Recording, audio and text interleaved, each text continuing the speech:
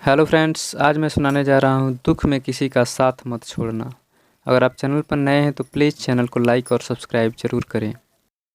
एक बार शिकारी शिकार करने के लिए जंगल में पहुँचा। उसने अपने एक तीर पर बहुत ही खतरनाक जहर लगाया और शिकार को निशाना बना करके उसने तीर को छोड़ा, लेकिन उसका तीर चूक गया और तीर एक पेड़ पर जा लगा। वह पेड़ बहुत ही हरा भरा और बहुत सारे तोते उस पेड़ पर रहते थे। जैसे ही वह जहरीला तीर उस पेड़ पर जाकर लगा, वह पेड़ धीरे धीरे सूखने लगा और उस पेड़ पर जो भी तोते रहते थे वह एक एक करके उस पेड़ को छोड़कर जाने लगे। उस बड़े से पेड़ के कोटर में एक बहुत ही बूढ़ा तोता रहता था, जो बहुत ही धर्मात्मा और अच्छे मन का था। सभी तोते उस पेड़ को छोड़कर जाने लगे थे, लेकिन वह बूढ़ा तोता जाता था, दाना लेकर के आता और उसी कोटर में आकर के बैठ जाता था, परंतु उस पेड़ को छोड़ने को तैयार नहीं था। बूढ़े तोते के साथियों ने कई बार आकर के समझाया कि यह पेड़ सूख रहा है और किसी दिन गिर भी जाएगा, चलो किसी और पेड़ पर चलकर रहा जाए, परंतु वह बूढ़ा तोता वहाँ से जाने को तैयार नहीं हो रहा था।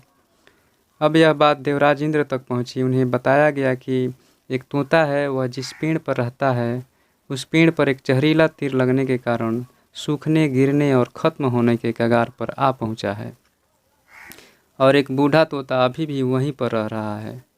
वह दाना लेकर आता है और वहीं पर रहता है, जबकि उस जंगल में बहुत सारे पेड़ हैं, लेकिन वह उसी पेड़ पर रह रहा है।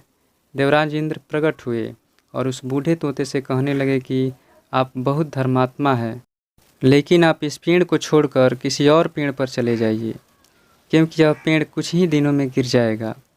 तालाब के पास में बहुत से बड़े बड़े पेड़, हरे भरे पेड़ हैं, बड़े बड़े कोटर हैं।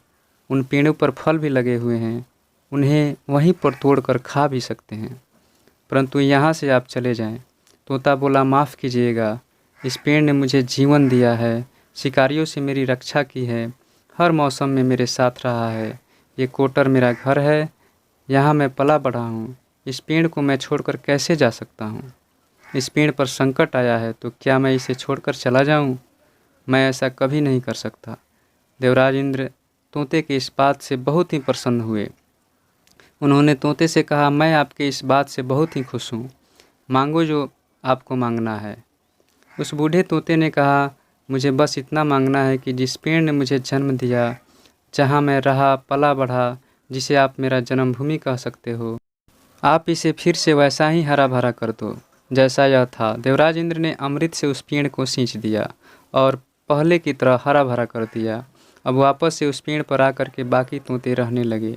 वह बूढ़ा तोता कुछ समय तक जिंदा रहा, फिर उसकी मृत्यु हो गई, वह स्वर्ग में चला गया।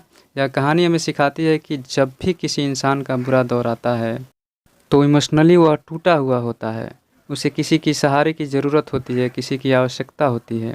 अगर आप ऐसे समय में उसे छोड़कर चले जाएंगे, उससे बात नहीं करेंगे, मुंह मोड़ लेंगे, तो आपसे बुरा कोई नहीं है, क्योंकि आप किसी के सुख का साथी बने या न बने, लेकिन आपको हमेशा किसी के दुख का साथी ज़रूर बनना चाहिए।